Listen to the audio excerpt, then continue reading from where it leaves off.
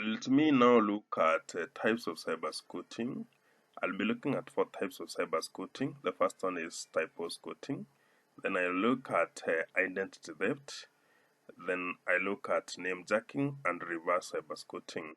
Let me start by looking at typosquatting. Typosquatting is a type of cybersquatting where a cybersquatter registers a domain name that is misspelled or has a slight variation from the popular trademarked domain name. For example, someone can register google.com with the triple O's instead of google.com with the double O. Therefore, the whole idea is that cybersquatters target that the consumers get redirected to fraudulent websites so that they may steal their personal information or even spread virus. Now, let me now look at identity theft. Identity theft occurs when the cybersquatter buys a domain of an entity that unintentionally failed to be renewed by its initial owner. Then we have namejacking. Namejacking is whereby a cybersquatter registers a domain name that is associated with that of an organization on target. And lastly, I'm going to look at reverse cybersquatting. Reverse cybersquatting is the process of attempting to secure a domain entity's name legitimately that is owned by another program. Ideally, cybersquatting is an unethical practice that can lead to legal dispute and financial losses for both the trademark owner and the cybersquatter. Let me now look at the impact of cybersquatting. Cybersquatting is a serious cybercrime that negatively affects the trademark owner and the internet users at large. One of the impacts of cybersquatting is that it harms the reputation and the brand of the trademark owner. It also leads to loss of revenue due to diverted traffic, because when the traffic is diverted, then it means there will be a reduction in the sales, and it also means that there will be reduction in the trust that the customers have in the brand. Another impact of cybersquatting is that it results in confusion among the customers who may believe that they are interacting with a legitimate website or the company, yet it is not true.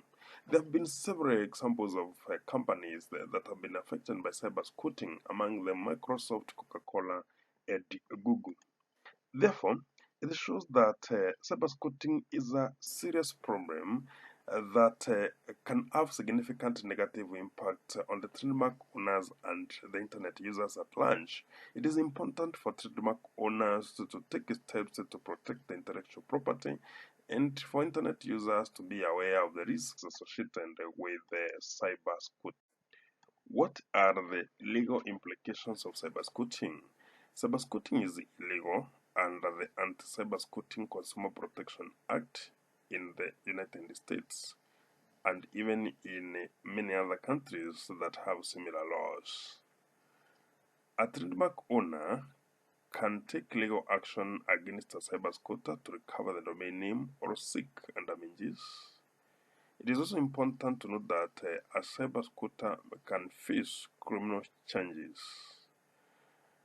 Criminal penalties include imprisonment of up to 10 years, and the fines for cybersquatting can range between $1,000 to $100,000 per the domain name. However, the Uniform Domain Name Dispute Resolution Policy can be used by trademark owners to resolve disputes over domain names without even going to the courts.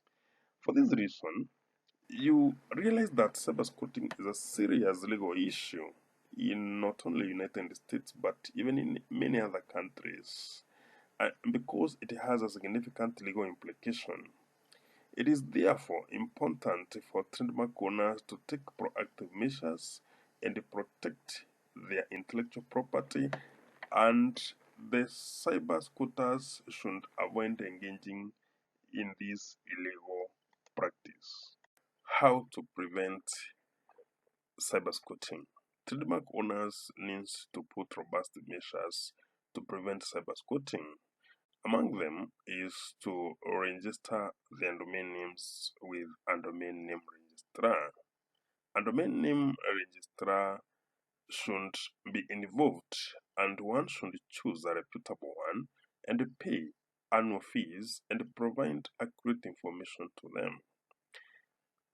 Another measure is that trademark owners need to monitor the internet for any instances of cybersquatting and take legal action if there is need.